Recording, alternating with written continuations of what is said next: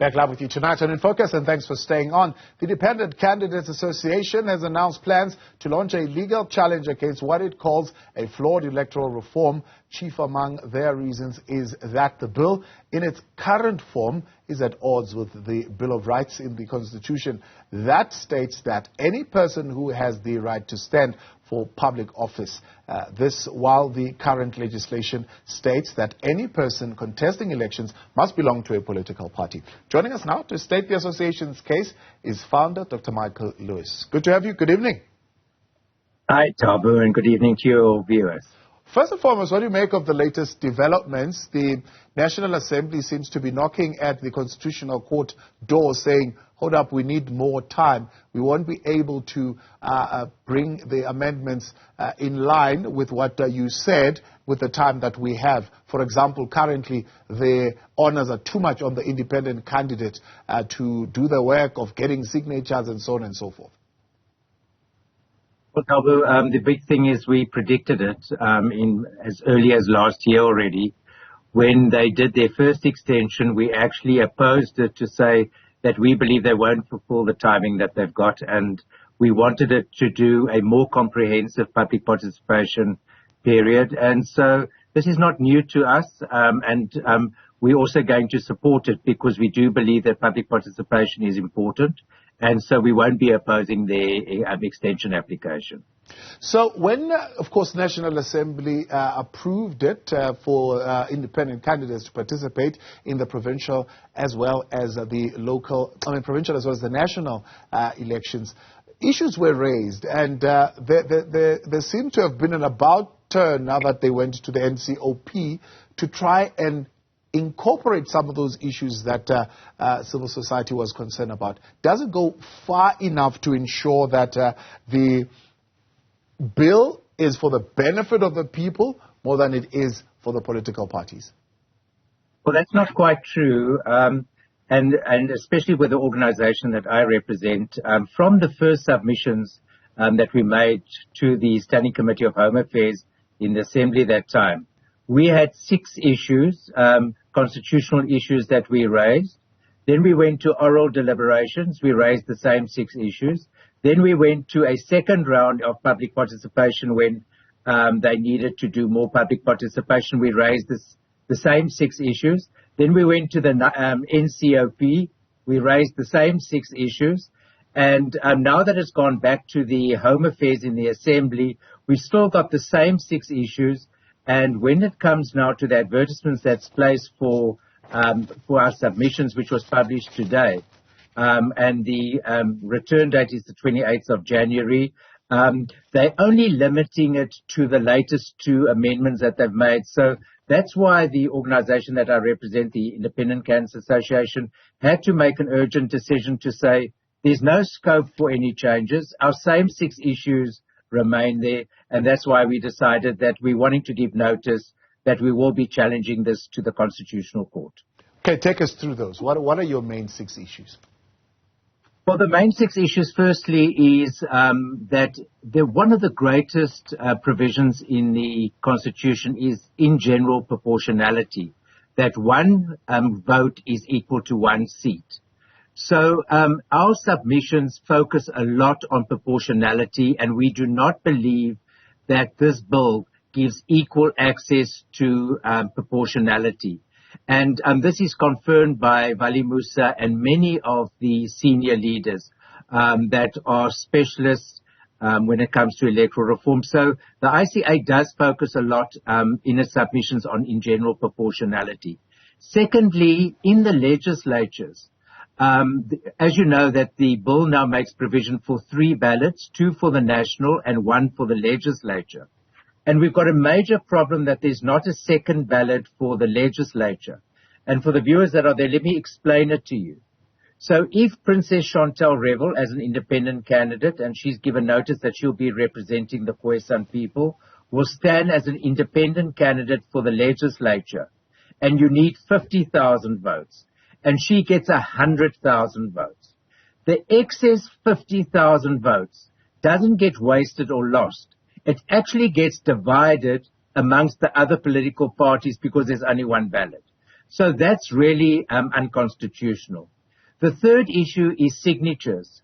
In the past, for a political party to register, they always needed only 1,000 votes. Now this bill makes provision for an independent candidate in the regions to register to get between 14,000 and 19,000 signatures.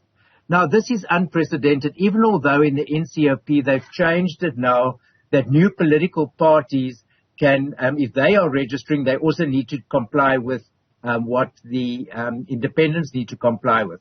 But we were hoping that they were going to reduce it much less because we thought they could get closer to 1,000.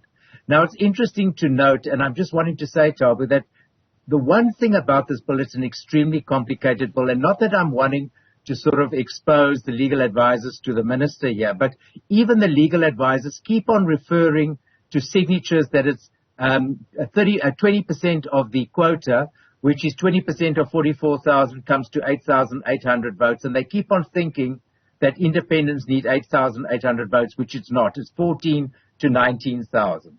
The third issue is the whole issue of vacancies. They said that if an independent candidate resigns or dies, that there's going to be a recalculation of votes. The independent candidate, and that recalculation can mean that an independent seat can be followed by a political party. But if a political party resigns, the next person on the list in the political party fulfills that post. And in this case, we believe that an independent candidate before the election can nominate a replacement. Then we've got the combining of the ballots. We believe that the major parties will win and that they will gain more seats by the combination of the ballots. And last but not least is the aggregation of the votes. So there's 6 items, and the aggregation of the votes is, for instance, that if an independent candidate stands in all 9 regions, and in each region they get 10,000 votes, they should be able to qualify for a seat. So now these thresholds are 70 to 90,000. But they don't do that. They said that they won't aggregate the votes, and unless the independent candidates in one region get fulfill the quota, they're going to qualify. So there's some very serious flaws. We believe the flaws are material and of substance, and that's why we've got senior counsel advisors that have advised us that these all don't pass the muster of constitutionality. So let's start on that last one. It's a little bit confusing for me. So you're saying aggregation of the votes. If an independent candidate is campaigning in 10 regions and gets the 10,000, whatever the threshold is, in those regions, how is the independent candidate going to be able to occupy seats in all those regions at the same time? Well, how do you get around that? Right. So the first thing is that what the bill does is it combines the ballots. So it takes your 2 ballots in national and it combines it. So what happens is that when they combine it, political parties can gain from all those votes. They can benefit from the national votes, from the regional votes, plus the national to national votes. Right. Why can't an independent candidate aggregate their votes? And then where they get the most votes, because they're not going to get an identical 10,000. So I gave an example of that, but they might get 23,000 in one province and they might get 45,000 in KwaZulu-Natal. That could come over to a threshold in one of the provinces in total if you combine them together. And they will get the seat in the majority province where they are represented. So, I mean, the only thing is that so let me give you an example, Taba, that the person doesn't understand the pressure on independent candidates. Do we know that in the past, political parties could qualify if they got 44,000 votes, they could qualify for a seat. Now it's double for an independent candidate. Now it's 70 to 90,000. Right. Today, in Parliament, there are small parties like Al Jameera, COPE, that all got 47,000, 52,000, 39,000, and they are all members of Parliament, and they fought a national election. Yeah. Now an independent candidate must fight and get that qualification quota just in one region, in one province. So if I understand you correctly, Dr. Lewis, you're saying that if, for example, an independent candidate is competing in KwaZulu-Natal, in the Western Cape, in Gauteng, they get 45,000 in KwaZulu-Natal. They get 25,000 in Gauteng. They get 20,000 in the Western Cape. You're saying those votes should be combined and be able to give them a seat in KwaZulu-Natal where they got the majority of the votes.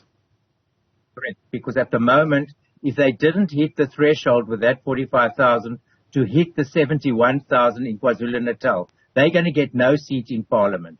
We're saying that they qualify, that they get 70 or 80,000 seats in total. This is a national election. They should qualify for a seat because they've got a national support of that amount of seats.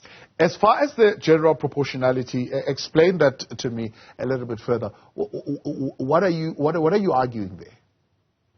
Well, look, in general proportionality is that one vote is equal to one seat. So the big thing is, and it's quite complicated to show it unless you see a graph, but what happens is that the majority parties will gain more seats. So you would know that there's 400 seats in Parliament, 200 go direct and 200 compensatory. So what happens is that they've said that the independent candidates don't qualify for compensatory seats at all. So you can only contest and qualify for 200 seats. So what could happen, and this we can show in certain provinces if we do projections of if an independent candidate in a province gets 10%, it could be that an independent candidate gets 54,000 votes and doesn't qualify for a seat. But on the compensatory seats, that a political party can get 32,000 votes, and they would qualify. And that's when it comes in general proportionality, because it doesn't reflect in the results that the independent candidate should actually take up a seat, but because it doesn't qualify for a compensatory seat, it doesn't. Right. And that seat is fulfilled by a political party. Founder of the Independent Candidate Association, Dr. Michael Lewis, appreciate your time. Thank you very much for that explanation there and helping us through this particular understanding of the challenge that they are bringing to the Electoral Bill.